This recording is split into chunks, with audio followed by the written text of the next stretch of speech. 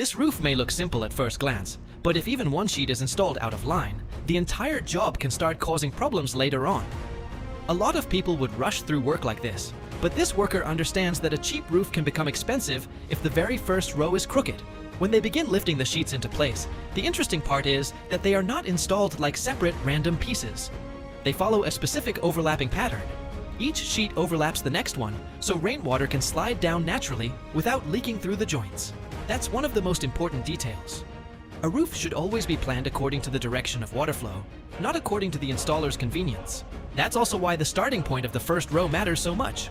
If the first line is crooked, every row after it will repeat the same mistake, like a stack of tortillas placed unevenly one after another. These sheets could be fiber-reinforced cement panels, a heavy and rigid material commonly used in homes because it handles sunlight well and doesn't heat up the same way thin metal roofing does.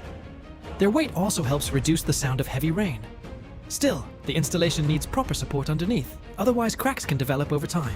And near the end, when almost the entire roof is covered, another detail appears that many people ignore: the side closures and the connection to the wall.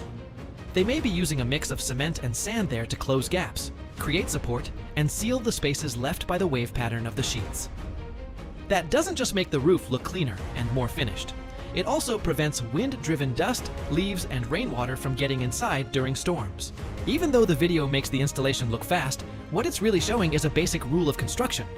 Roofs usually don't fail because of the sheets themselves. They fail because of the joints, the edges, the overlaps, the poorly placed screws, or because the structure underneath was slightly crooked from the start.